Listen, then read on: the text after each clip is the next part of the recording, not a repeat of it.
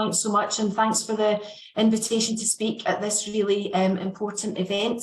An important event taking place 103 days since the most recent escalation of this conflict that's seen some 25,000 people killed, the vast majority of them, as our comrade said there, the vast majority of them women and children, some 60,000 people injured, some 10,000 Palestinian people, the majority of them workers, detained, 70% of homes destroyed, hospitals destroyed, public buildings brought to rubble, universities, colleges and schools absolutely decimated, public services generally in ruin, hundreds of thousands of Palestinian jobs lost, and thousands of work permits withdrawn from Palestinians by the Israeli government. It continues to withhold millions and millions in tax revenue from the Palestinian Authority, meaning that thousands of public sector workers are only being partially paid, if at all. And some might ask, why is Palestine a trade union issue? And I'd say, with that litany of human and workers' rights abuses, how could it possibly not be a trade union issue? We all know that the hallmark of the trade union movement is our solidarity, and that solidarity reaches well beyond our own workplaces. It goes across sectors of employment, it transcends borders, and our internationalism is how we've learned to understand oppression wherever it shows itself in the world, to understand what it looks like, why it exists, who's behind it, and how to challenge it.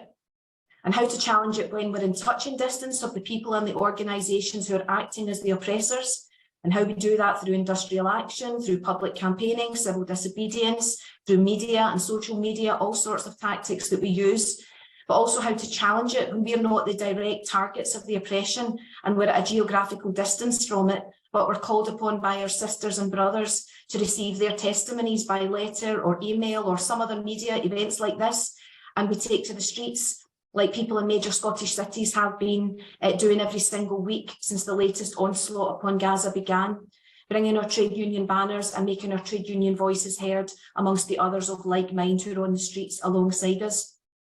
Or we do it by sending donations through organisations like Medical Aid for Palestine, or as an education union like the EIS is, we send donations through Education International, their appeal to support the people of Palestine.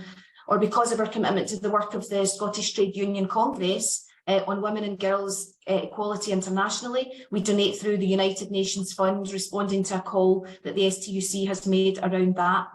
Or we write to the UK government calling for it to stop selling arms to Israel that are killing Palestinian children day and daily, the very same types of children that we teach in our own classrooms the length and breadth of Scotland.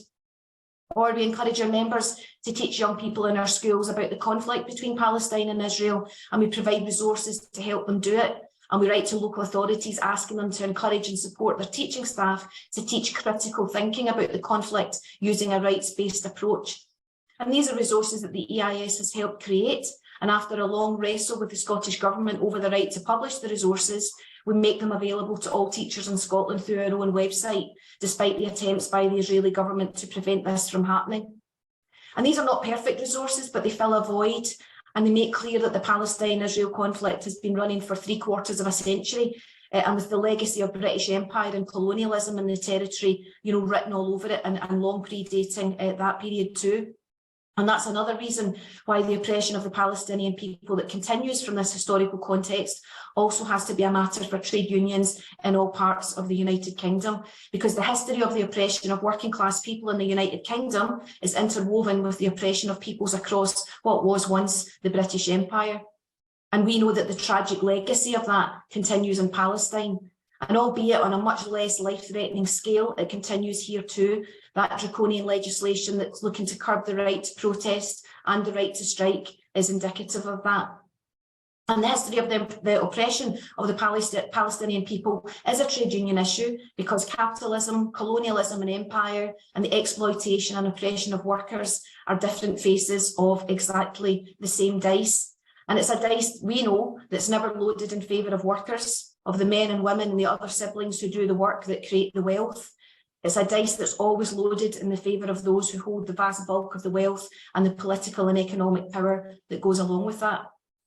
But what we as trade unionists have to try to even that score is our collective industrial power and our solidarity and our international solidarity that defies all borders.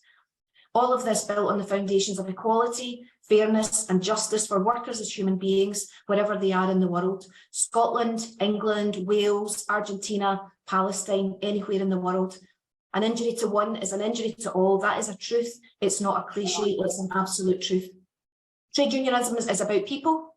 It's about people coming together to challenge injustice in their workplaces, to fight it in wider society at home and abroad, and to act collectively to bring about change for the better so that all human lives can be lived peacefully and with equal human rights and dignity wherever people are living in the world.